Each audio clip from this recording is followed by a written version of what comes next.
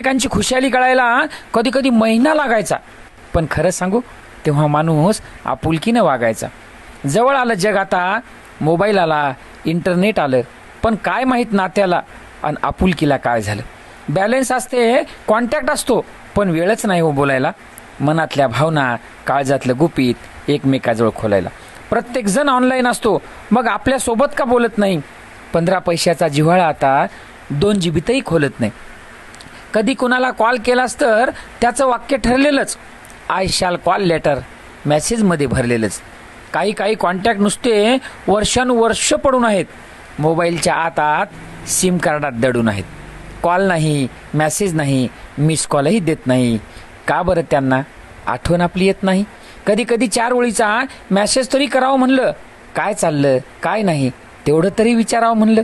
कधी कधी वाटतं अजूनही जुनंच कार्ड असायला हवं, 15 पैशातच जुनं खुशालीचं जग दिसायला हवं. 10-15 ओळीतच किती अन काय जिव्हाळा होता, 10-20 हजाराच्या मोबाईलपेक्षा पत्रातच लळा होता.